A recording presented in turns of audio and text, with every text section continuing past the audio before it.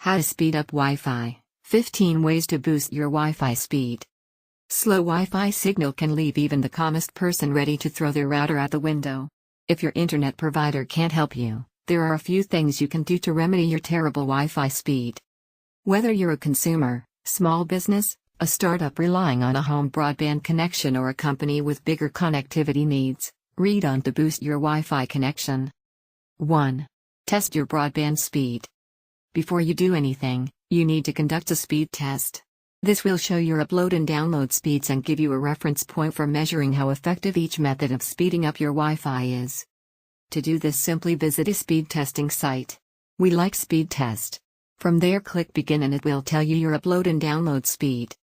Alternatively, just type in Speed Test to Google and it will provide an in-browser speed check for you. You can also call your internet provider to see if there are any planned disruptions to service or any faults in the line that can only be fixed by them.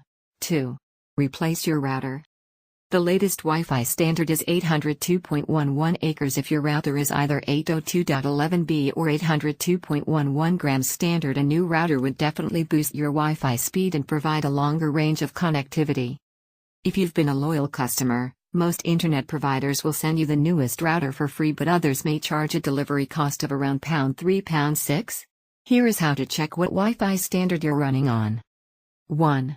Click on the Wi-Fi shortcut, usually found on the bottom right of PC screen. 2. Hover your cursor over the broadband service you are using. 3. The standard will be listed next to radio type. 3. Change channel.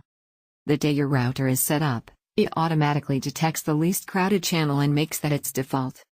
However, with the arrival of new neighbors or offices nearby, the channel can get clogged up.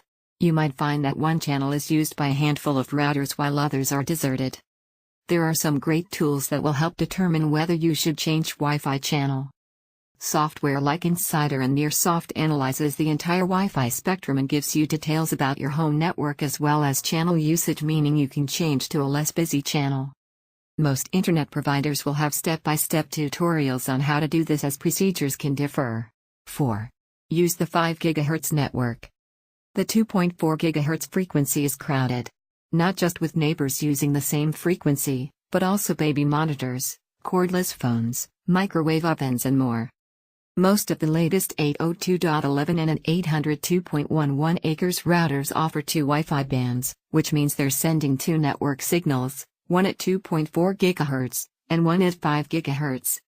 So, if you can, you should use the 5 GHz, which is far less crowded and offers more channels.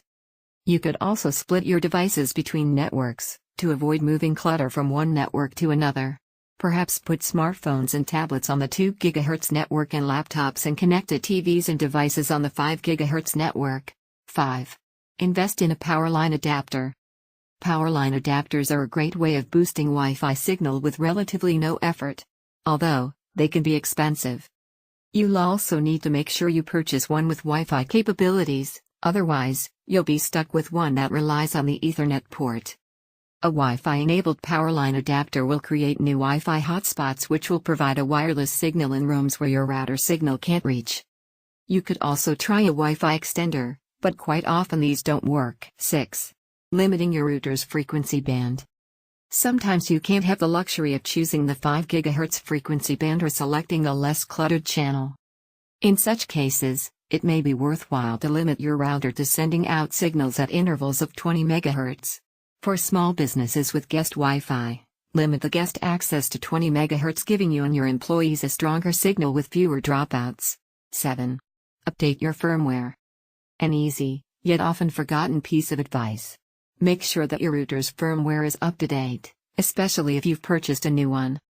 Expect bandwidth, feature set and resiliency to signals to increase with the first few firmware updates.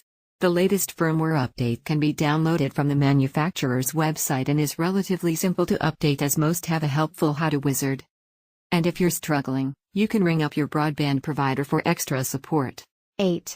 Update your Wi-Fi adapter or driver. Sometimes a USB or built-in wireless adapter/driver cannot fully communicate with your PC or laptop, and updating it could give it the push it needs to get working again. There are a few free tools to make this process easier, such as Driver Talent, which identifies the problem and offers the best downloadable update available for most operating systems. Mac operating systems can find software update solutions on the Apple website. 9. Change the location of your router.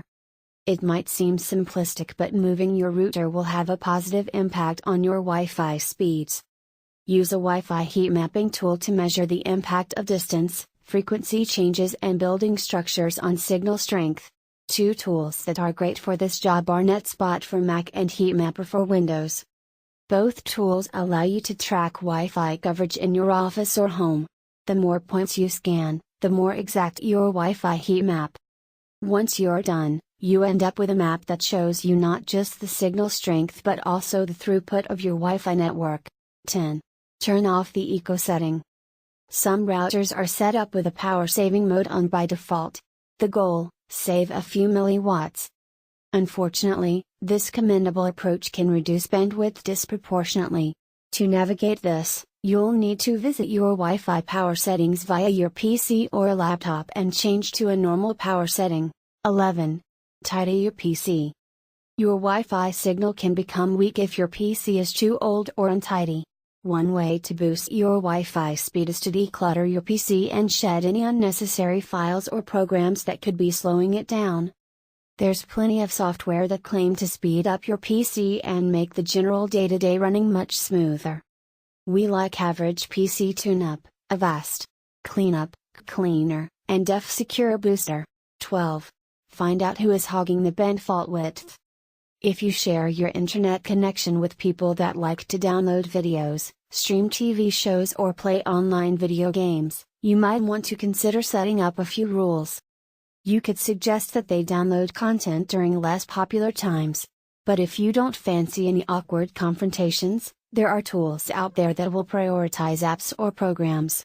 This should result in the most important programs getting bandwidth priorities. 13. Set your router to restart regularly. Normally when Wi-Fi slows, we turn the router off and on again. It's a classic. What we should be doing is scheduling daily router reboots, so that it can automatically refresh itself and its connection. You can do this by accessing the router's menu via your PC or laptop. 14. Stay away from other electronic devices. Electronic devices such as baby monitors, fairy lights, and speakers could make your internet connection slower. If you can, place your router away from devices like these and any interference it may get from them. 15. Try DIY hacks. Performing DIY tricks on your Wi-Fi router shouldn't be at the top of your list when trying to boost its speed. And let's be honest, most probably won't work. However, some have managed to boost the range of Wi-Fi routers a little, if done right. Placing tinfoil behind the router's antennas, if it has them, in a parabolic shape, a U-shape, could boost your signal range enough to feel the effects in the furthest rooms in your house. Providing you don't live in a mansion. Thank you. Follow us on fb.com/darsoft, instagram.com/darsoft, twitter.com/darsoft, darsoft.blogspot.com, darsoftblog.quora.com, linkedin.com/company/darsoft.